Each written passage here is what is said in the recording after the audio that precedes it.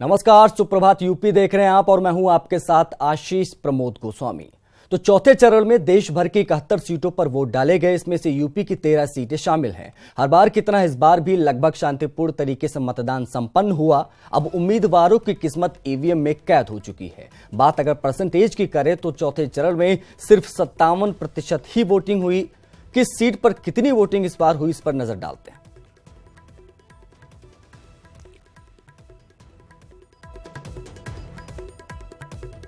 तो शाहजहांपुर में तकरीबन 58% मतदान हुआ। पिछली बार के मुकाबले कुछ अधिक। कन्नौज में भी बम्पर वोटिंग तो नहीं कह सकते क्योंकि पिछली बार 61% हुई थी, इस बार 59% हुई। तो लगभग मिला जुला आंकड़ा रहा है। इन 13 सीटों पर अकबरपुर की बात कर लीजिए, इटावा की बात कर लीजिए, हमीरपुर की बात कर लीजिए, हरदोई की बात कर लीजिए, तो ये वो अहम सीटें थी जिस पर सोमवार को यानी 23 अप्रैल को वोटिंग हुई। 2014 में 64.24 था, इस बार 63% हुआ है। हरदोई में पिछले बार 56.72 था, इस बार इसमें बढ़कर 57.49 हुआ है। मिश्रिक में पिछले बार 57.87 था, इस बार 56.2% हुआ है। उन्नाव में 2014 में 55.47 था, इसमें काफ़ी बढ़ोतरी हुई है। उन्नाव में 59.33 हुआ है, करीब 4% बढ़ा है उन्नाव में। और फर्रुखाबाद में 14 में 60.3 था, इस बार 59.37 हुआ है। इटावा में पिछले बार 55.03 था, इस बार 56.46 हुआ है। इस बीच एक बड़ी खबर से आपको रूबरू करा दे कि महोबा में ईवीएम मशीन ही लापता हो गई है। ईवीएम मशीन की सुरक्षा में बड़ी लापरवाही की खबर ये हम आपको बता रहे हैं। पीठासीन अधिकारी से मशीन गायब हुई है, ऐसी खबर हमारे पास आ रही है। ईवीएम गायब होने से प्रशासन में हड़कंप मचा हुआ है। आला अधिकारी ईवीएम की तलाश में जुट गए हैं। पनवाड़ी थाना क्षेत्र के नौगांव फदना की यह घटना है जहां पर ईवीएम ही लापता हो गई। पीठासीन अधिकारी से मशीन गायब हुई है ईवीएम की। मनोज कुमार ओझा हमारे संवाददाता महोबा से जुड़ गए। मनोज, बहुत बड़ी लापरवाही इसको कह सकते हैं क्योंकि वोटिंग के तुरंत बाद ईवीएम का यूं गायब होना प्रशासन की कार्यशैली पर सवालिया निशान लगाता है। क्या कुछ खबर है आपके पास? जी आशीष, बता दूं कि वास्तव में बहुत बड़ी घटना है और इसके जितनी निंदा की जाए इस घटना की वो कम होगी। पूरा का पूरा 10 सदस्यीय टीम किसी भी मतदान क्षेत्र में होती, मतदान स्थल पर होती है, मगर उसके उन सबके बावजूद जो वहां पर है ये एक बड़ी लापरवाही सामने आई जिसके चलते ईवीएम मशीन अचानक वहां से गायब हो जाती है, चोरी हो जाती है, गायब होती है, उसे लूट लिया जाता है। अब इस मामले में प्रशासनिक आला अधिकारी चुप्पी साधे हुए हैं। कोई भी आला अधिकारी इस मामले में कुछ बताने को तैयार नहीं है और पूरा का पूरा प्रशासनिक अमला गांव की एक एक चप्पे की खाक छान रहा है, मगर प्रशासन के हाथ अभी भी खाली हैं। जी आशीष, किस बूथ का ये पूरा मामला है मनोज? जी नौगांव फंदना में प्राथमिक विद्यालय है, वहाँ का ये पूरा घटनाक्रम है जहाँ से एक महिला पीठासीन अधिकारी जो है वहाँ तैनात की गई थी। उनके साथ करीब 10 और अन्य कर्मचारी थे, साथ में पुलिसकर्मी भी थे। सभी ईवीएम मशीन को लेके आ रहे थे, मगर सभी का कहना है कि हमें पता ही नहीं कि ईवीएम कहाँ गायब हो गई। तो ये निश्चित तौर पर एक बड़ी लापरवाही है, प्रशासनिक तंत्र की लापरवाही है, पुलिस प्रशासन की लापरवाही है। और सबसे बड़ा मजाक पुलिस आला अधिकारी कर रहे हैं जो मौके पर पहुंचने के बावजूद भी मीडिया से कोई भी बात करने को तैयार नहीं है और एक अजीब सा माहौल यहाँ पे बना के रखा है। कितने बजे की घटना है, कब हुआ, क्या वोटिंग के तुरंत बाद ये चीज हुई या फिर कब हुई? थोड़ा घटना बताए सिलसिलेवार ढंग से।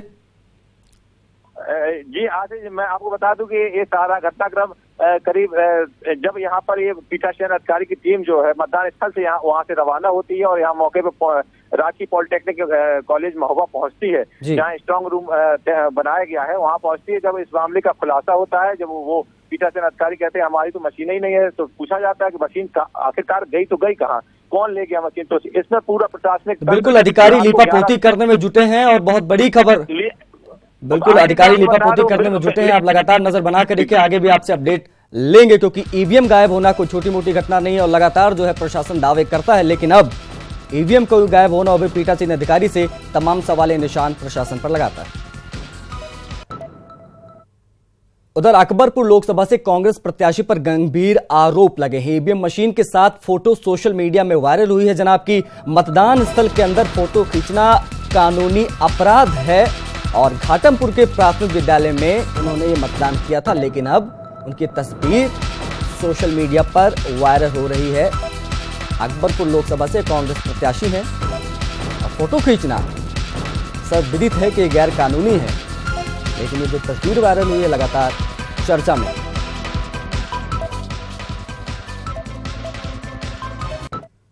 और अगली बड़ी खबर वाराणसी से है, जहां देर रात तक वाराणसी में बीजेपी की अहम बैठक हुई है। बीजेपी अध्यक्ष अमित शाह ने यह बैठक ली है। सीएम योगी भी बैठक में मौजूद रहे।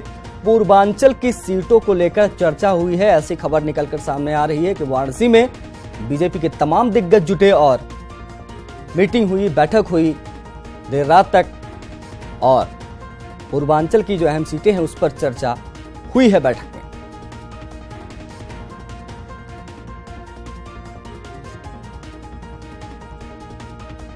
उपेंद्र द्विवेदी हमारे संवाददाता वाराणसी से सीधे जुड़ गए। उपेंद्र जी, क्या कुछ बैठक से निकलकर सामने आ रहा है? बैठक कब हुई और क्या क्या चीजों को लेकर चर्चा हुई है बैठक? ये बैठक कल देर रात तक चली जी। और जिसमें जो काशी क्षेत्र के 14 लोकसभा सीटें हैं, यानी कि जो 5वें चरण से 6वां 7वां 3 चरण जो अब चुनाव के बाकी हैं जी, ये 3 चरण काशी क्षेत्र में आते हैं, जो भाजपा की सबसे अहम क्षेत्र है। और जिसमें 14 लोकसभा भाजपा को सीटें हैं भाजपा के पास।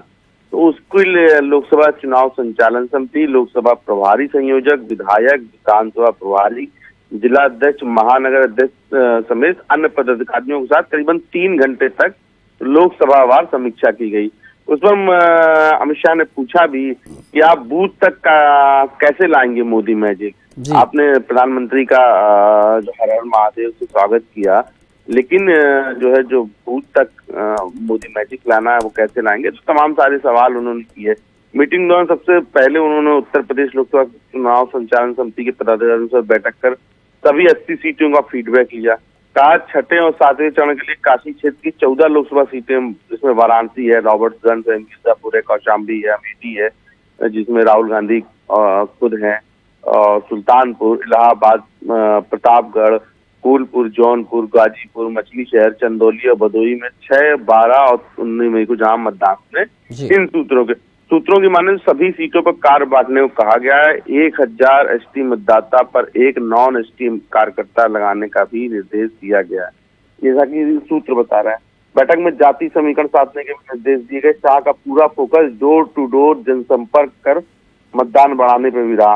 अमित शाह और सीएम योगी दोनों ही ने इस बैठक को लिया। इसमें केंद्रीय मंत्री जेपी नड्डा भी थे और भाजपा के अलावा दूसरे दलों के प्रत्याशियों, उनके मताधिकार के बारे में प्रवादियों ने चर्चा की, पूछा कि भाजपा के प्रतिनिधि किस तरह के वोटों को घुमाया जाए। तो प्रत्याशियों की संख्या को लेकर भी चर्चा की गई और ये चर्चा काफी देर तक, करीबन 3 घंटे तक मीटिंग चली। क्योंकि अब जो जिन सीटों पर ये मीटिंग चली है, ये सीटें भाजपा के लिए बेहद अहम है, क्योंकि ये 5वें चरण से है। इसमें खुद अमेठी है जहां पर राहुल गांधी हैं और वहां पर स्मृति ईरानी इस बार उनको टक्कर दे रही हैं। तो ऐसे में इस सीट को लेकर भी अहम हो जाती है इनके लिए। प्रयागराज की सीटें हैं, आजमगढ़ भी ऐसी, वैसे तो गोरखनाथ पीठ में आता है लेकिन सटा हुआ है वाराणसी से, तो उसको लेकर भी उन्होंने चर्चा की। तो अब 5वां, 6वां, 7वां ये जो तीनों चरण हैं, इससे भाजपा को बेहद उम्मीद है और भाजपा यहाँ कोई कोर कसर, कोई कील काटे नहीं रखना चाहती है, सारे कील काटे दुरुस्त कर लेना चाहती है। इसीलिए ये बेहद अहम बैठक की गई। बिल्कुल बिल्कुल बिल्कुल, बहुत बहुत शुक्रिया आपका। और जाहिर सी बात है, बीजेपी विशेष तौर पर वाराणसी जो पूर्वांचल बेल्ट है इसको मजबूत करने में जुटी हुई है। लिहाजा अमित शाह, सीएम योगी आदित्यनाथ, जेपी नड्डा समेत कई बड़े दिग्गज नेताओं के साथ कल देर रात तक बैठक हुई और एक ब्लूप्रिंट तैयार किया गया। एक तरफ बीजेपी के चाणक्य वाराणसी समेत पूरे पूर्वांचल को लेकर माथापच्ची करने में जुटे हैं, वहीं वाराणसी की लड़ाई अब रोचक होती नजर आ रही है। रिपोर्ट देखिए। वाराणसी की सियासी फिजाओं में जिसकी सबसे ज्यादा चर्चा थी, उसने तो पहले ही हथियार डाल दिए, लेकिन अभी पूरी तस्वीर साफ होनी बाकी थी क्योंकि समाजवादी पार्टी ने अपना असली चेहरा बेनकाब नहीं किया था, जिसकी तस्वीर अब जाकर साफ हुई। हम समाजवादी पार्टी के कैंडिडेट हैं। मैं सपा के ऊपर सिंबल के ऊपर दाखिल किया है और आगे का फैसला पार्टी जो भी करेगी हमें मंजूर है। ये वही तेज बहादुर हैं जिन्होंने बीएसएफ के खाने की असली तस्वीर सबके सामने ला दी थी। उसकी सजा भी उनको मिली। अपने हक की बात की तो बीएसएफ ने छुट्टी कर दी। उसी तेज बहादुर के नामांकन ने वाराणसी के रण को और दिलचस्प बना दिया, क्योंकि अब असली और नकली के बीच असली लड़ाई होनी है। नकली चौकीदार और असली चौकीदार जो देश के सीमा पर खड़ा होकर के सूखी रोटी दिखा करके ये कह रहा था कि हम यहाँ बर्फ में खड़े हैं, हमें कम से कम अच्छी खाना तो खिला दो, हम देश के बॉर्डर पे खड़े हैं, और उसे बर्खास्त कर दिया भारतीय जनता पार्टी की सरकार ने। तो नकली चौकीदार और असली चौकीदार से लड़ाई है। वैसे बीजेपी से जब भी कोई राष्ट्रवाद पर बात करता है तो हवाला यही देते हैं कि अगर 1971 की लड़ाई का श्रेय इंदिरा गांधी को दिया जा सकता है तो फिर एयर स्ट्राइक का श्रेय मोदी को क्यों नहीं दिया जाना चाहिए। इस सवाल को जब तेज बहादुर के सामने दागा गया तो उन्होंने तस्वीर और साफ कर दी। सेना पर जिस तरह पूरे देश में राजनीति हो रही है, आज खुद एक सुप्रीम कोर्ट में एक पीआईएल दाखिल हुई है, अब क्या लगता है कि सेना का इस्तेमाल सही है या केवल विपक्ष आरोप लगाने के लिए? देखिए, ये सेना का इस्तेमाल किसने किया? सेना का इस्तेमाल बीजेपी ने किया, इससे पहले तो कभी नहीं हुआ। बीजेपी तो कह रही है हमने सिर्फ सेना के शौर्य को। शौर्य क्या, सेना इससे पहले कोई काम नहीं कर रही थी क्या? अगर बीजेपी के लिए नरेंद्र मोदी केंद्र बिंदु हैं और राष्ट्रवाद उनकी पहचान है, तो एसपी ने तेज बहादुर को देशभक्ति, सेना के शौर्य और राष्ट्रवाद के नाम पर उनके सामने लाकर खड़ा कर दिया। वैसे मोदी के सामने कांग्रेस से अजय राय, निर्दलीय प्रत्याशी के तौर पर अतीक अहमद और कई किसानों ने भी ताल ठोकी है, जिसके बाद वाराणसी की तस्वीर कुछ ऐसी बनती है। Bureau report, news 18। लोकसभा चुनाव में प्रधानमंत्री नरेंद्र मोदी की रैलियों के जरिए भाजपा माहौल बनाने में जुटी है। 4 अप्रैल तक प्रदेश में उनके लगातार ताबड़तोड़ 7 रैलियां होनी है, चूंकि हर क्षेत्र में मोदी की रैलियों की मांग है और उसका प्रभाव भी पड़ रहा है, इसलिए पार्टी खूब उत्साहित दिख रही है। आज मोदी बहराइच और बाराबंकी जिले के हैदरगढ़ कस्बे में रैली को संबोधित करेंगे। बहराइच की भाजपा सांसद साध्वी सावित्रीबाई फुले विद्रोह कर कांग्रेस के टिकट पर चुनावी मैदान में है। वहीं भाजपा ने अपने विधायक अक्षयवर लाल गौड़ को उम्मीदवार बनाया है। बाराबंकी लोकसभा क्षेत्र की अगर बात करें तो भाजपा ने मौजूदा सांसद प्रियंका रावत को उनका टिकट काटकर और यहां पर विधायक उपेंद्र रावत पर दांव लगाया है। तो ये 2 अहम सीटें हैं और यहां पर पीएम मोदी की रैली होनी है। जाहिर बात है कि पीएम मोदी की रैलियों की खासी डिमांड है। एक बड़े चेहरे के रूप में, एक बड़े ब्रांड के रूप में मोदी को लेकर भारतीय जनता पार्टी बढ़ रही है। बाराबंकी और बहराइच, हमारे संवाददाता रंजना जी फोन लाइन पे जुड़ गए। रंजना जी, आज पीएम मोदी की रैली है, काफी अहम रैली मान सकते हैं क्योंकि बगावत भी हुई है बाराबंकी और बहराइच सीटों पर, तो काफी कुछ मेहनत की जरूरत पड़ेगी यहाँ पर भाजपा को।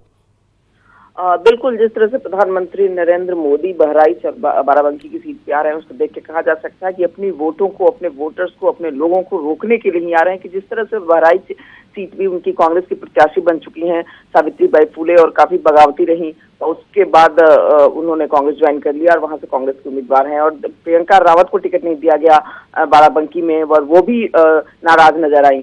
इस तरह देखा जाए तो दोनों जगहों पे बीजेपी ने प्रधानमंत्री को बुलाने का फैसला जो किया है, आज उनका प्रचार है। अब लखनऊ एयरपोर्ट पहुंचेंगे और वहां से सीधे हेलीकॉप्टर से वो बहराइच पहुंचेंगे। बहराइच में एक जनसभा को संबोधित करेंगे और उसके बाद वहां से वो हेलीकॉप्टर द्वारा बाराबंकी आएंगे। बाराबंकी में फिर लगभग 4:30 बजे के करीब जनसभा को संबोधित करेंगे, उसके बाद वापस आएंगे।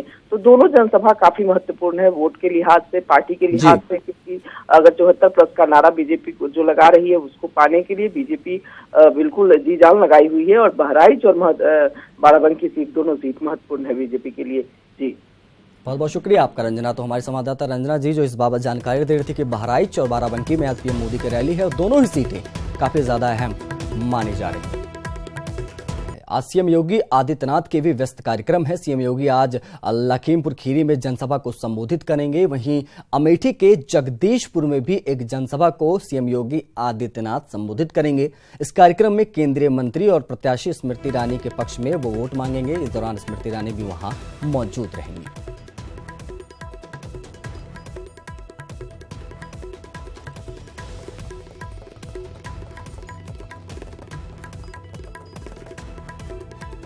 तो बीजेपी प्रत्याशी स्मृति ईरानी के लिए वोट मांगेंगे आज। काफ़ी अहम सीट, राहुल गांधी प्रत्याशी हैं। कांग्रेस के राष्ट्रीय अध्यक्ष, वहां पे सीट काफ़ी ज़्यादा अहम मानी जा रही है और यहां से लगातार बीजेपी इस सीट को जीतने के लिए एड़ी चोटी का जोर लगाए। तो अमेठी के जगदीशपुर में भी सीएम योगी जनसभा को संबोधित करेंगे। यूपी के पूर्व सीएम अखिलेश यादव बांदा में रैली को संबोधित करेंगे। अखिलेश यादव अंतरा हिंदू इंटर कॉलेज में चुनावी जनसभा को संबोधित करेंगे और गठबंधन प्रत्याशी श्यामा चरण गुप्ता के पक्ष में वोट की अपील करेंगे।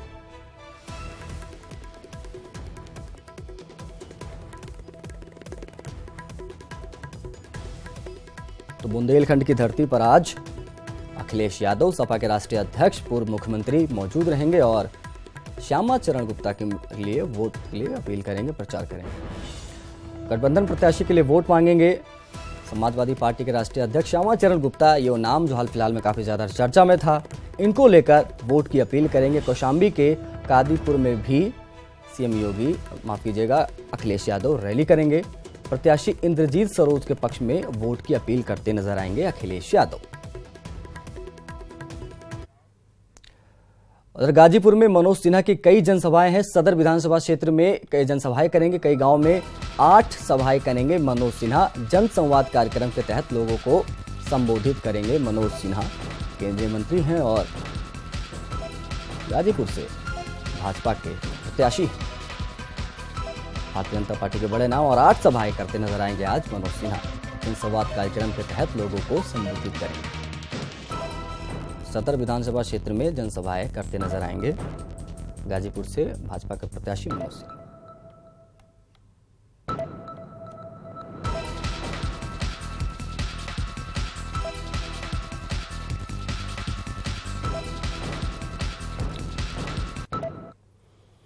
उधर आज बीएसपी सुप्रीमो मायावती भी लखीमपुर खीरी में जनसभा को संबोधित करेंगी। कस्ता में 12:30 बजे होने वाली रैली में गठबंधन प्रत्याशी अरशद सिद्दीकी के लिए मायावती लोगों से वोट की अपील करेंगी।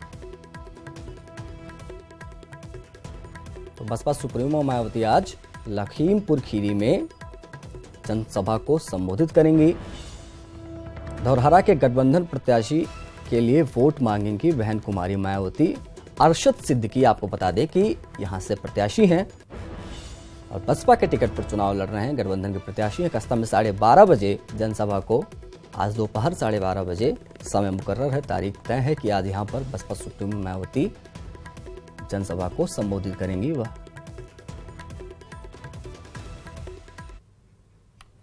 कांग्रेस अध्यक्ष राहुल गांधी भी लगातार लोगों से संपर्क कर रहे हैं और कांग्रेस के लिए वोट मांग रहे हैं। आज राहुल गांधी अपनी मां और कांग्रेस प्रत्याशी सोनिया गांधी के लिए रायबरेली में जनसभा को संबोधित करेंगे।